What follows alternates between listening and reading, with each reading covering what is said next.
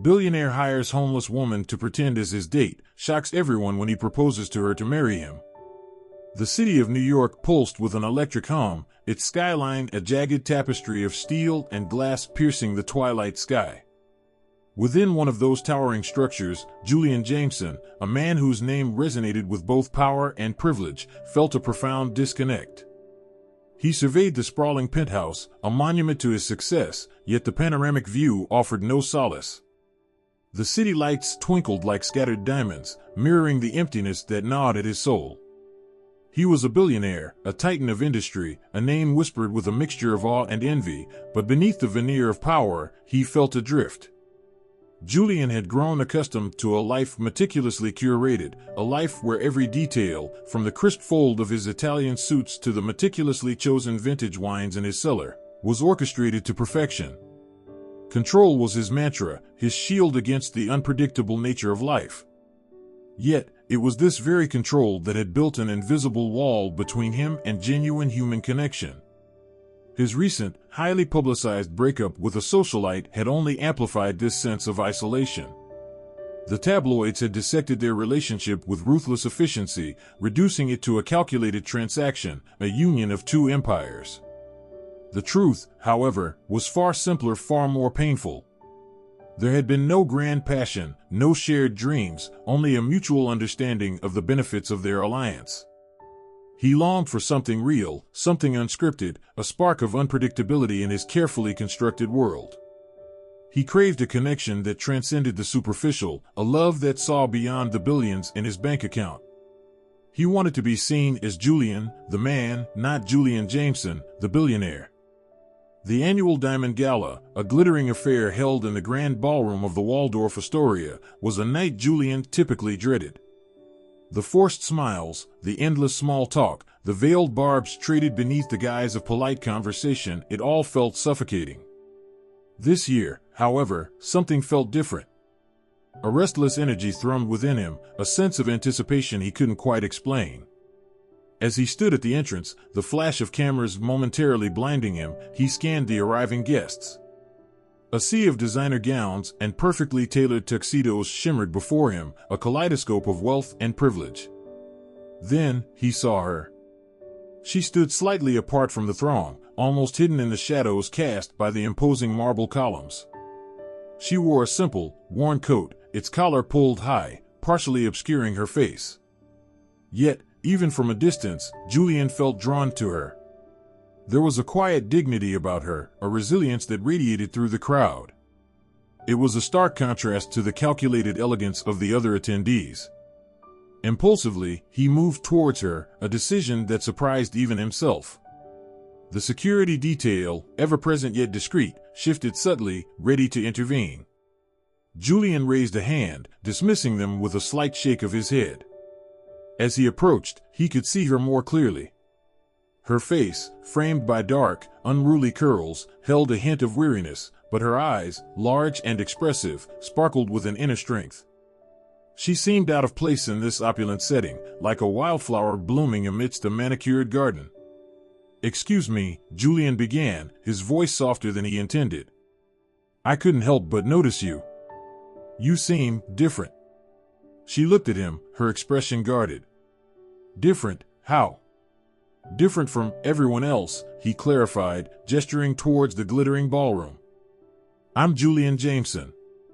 A flicker of recognition crossed her face. "I know who you are." "And you are?" "Amara," she replied, her voice quiet but firm. "Amara," he repeated, savoring the sound of her name. "Would you do me the honor of being my date tonight?" Amara's eyes widened in surprise. "Your date? Why?" Julian hesitated, searching for the right words. "Because I find you intriguing. And because, frankly, I'd rather spend the evening talking to someone real than enduring another round of meaningless pleasantries." Amara's initial reaction was a mixture of suspicion and amusement. She had learned to be wary of grand gestures, especially from men like Julian Jameson. His world was one of privilege and power, a world she had only glimpsed from afar. "I'm flattered, Mr. Jameson, but I'm not the gala type." She gestured to her worn coat, a stark contrast to the designer gowns surrounding them. "Please, call me Julian. And as for the attire, I can easily remedy that. Consider it a perk of the job." He offered her a disarming smile. "I'm offering you a chance to experience a world you might otherwise never see. And I'm offering myself a chance to escape the stifling confines of my own." Amara hesitated. She needed the money. A substantial sum could ease the burdens that weighed her down. It was a gamble, but one she felt compelled to take. "Let's be clear, Mr. Jameson's Julian," she corrected herself. "I'm not interested in a fairy tale. I'm a practical woman." "And what would a practical woman require for her services?" he asked, intrigued by her directness. Amara took a deep breath. $7,000. Julian raised an eyebrow, surprised but not offended. "Done."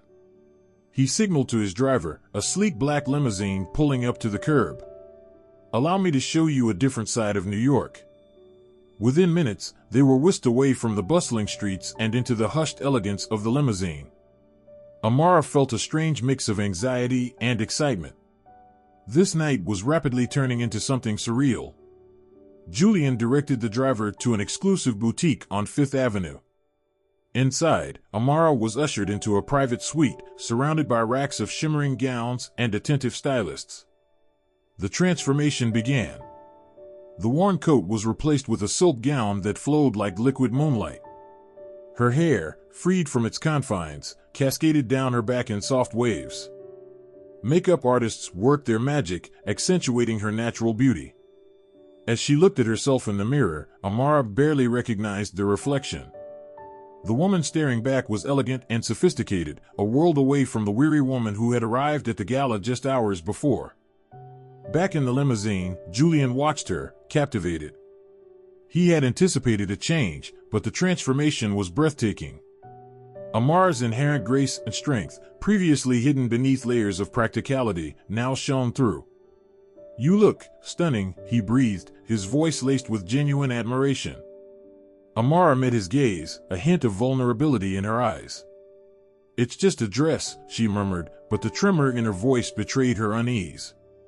The gala was a whirlwind of flashing lights, clinking champagne flutes, and hushed conversations. Amara, initially overwhelmed, gradually found her footing. She navigated the social landscape with surprising ease, her innate charm and intelligence shining through. Julian, at her side, watched her with growing admiration. He had expected a polished performance, a pretense of sophistication. Instead, he found himself captivated by her authenticity. She spoke with an honesty that was both refreshing and disarming, her perspectives unclouded by the trappings of wealth and privilege. He found himself asking her opinions, genuinely interested in her thoughts. "This whole thing is rather absurd, isn't it?" Amara remarked, gesturing to the opulent ballroom. "All this extravagance, while just a few blocks away, people are struggling to survive." Julian considered her words.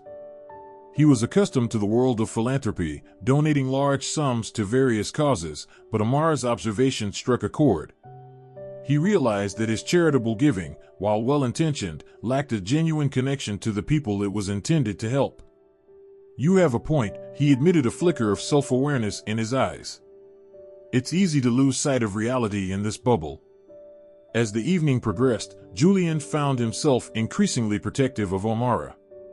When a condescending acquaintance questioned her presence, implying she was another gold digger attracted to his wealth, Julian's response was swift and decisive. "Amara is my date, and she's far more interesting than anyone else in this room." He then took Amara's hand, their fingers intertwining, a silent declaration of their closeness. Later, as they stood on a balcony overlooking the city lights, Julian turned to Amara, his expression serious. "I need to tell you something." Amara braced herself, expecting a polite dismissal, a reminder of the transactional nature of their arrangement. I'm enjoying this evening more than I ever thought possible. You make me see things differently." Amara looked at him, her eyes searching his. She saw a vulnerability she hadn't expected, a crack in the carefully constructed facade of the billionaire. I'm not the woman you think I am, she confessed, her voice barely above a whisper. I'm not some sophisticated socialite. I'm just Amara. Julian smiled gently. That's precisely why I'm drawn to you. You're real.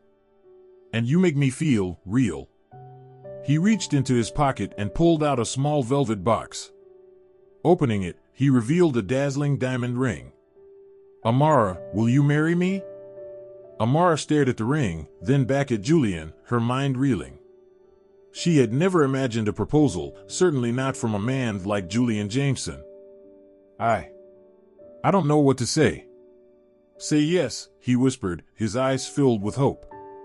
Overwhelmed by a mix of emotions, Amara nodded, tears welling up in her eyes.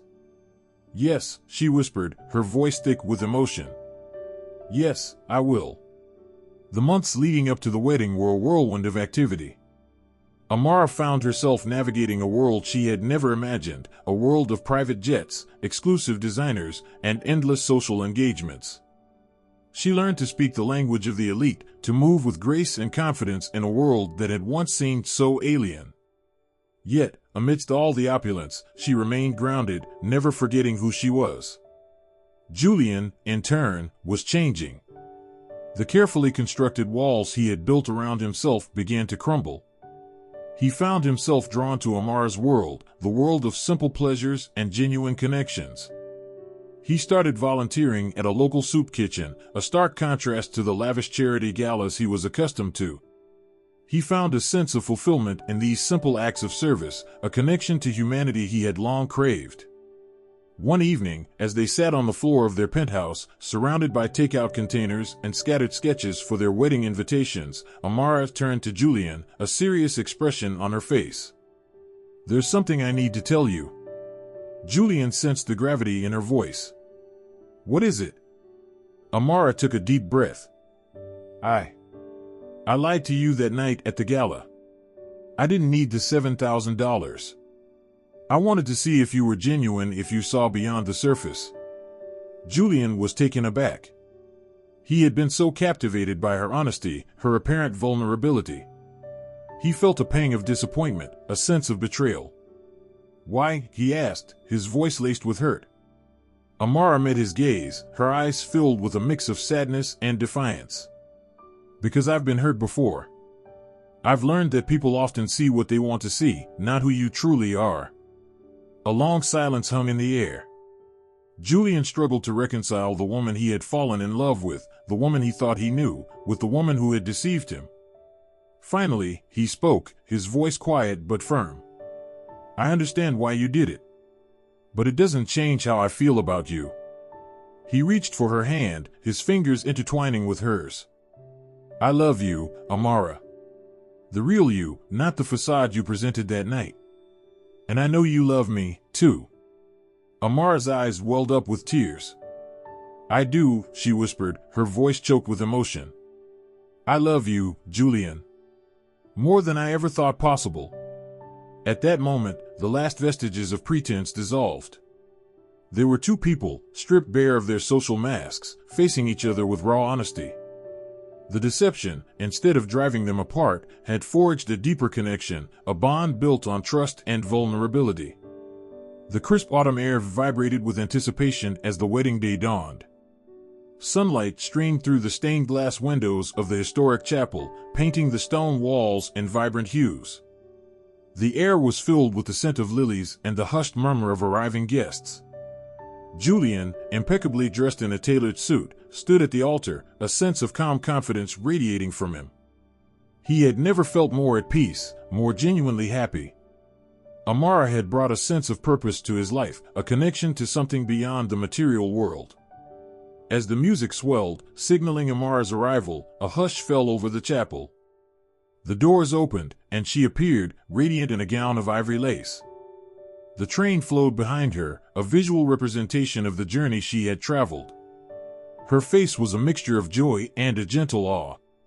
Her eyes met Julian's, and a silent understanding passed between them, a shared recognition of a connection that defied the boundaries of their worlds.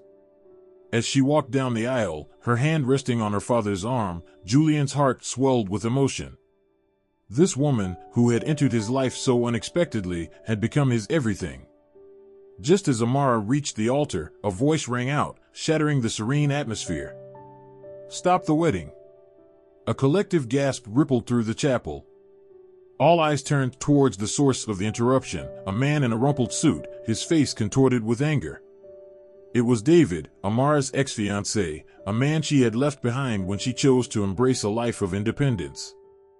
David strode towards the altar, his eyes fixed on Amara. "You can't marry him," he shouted, his voice laced with desperation.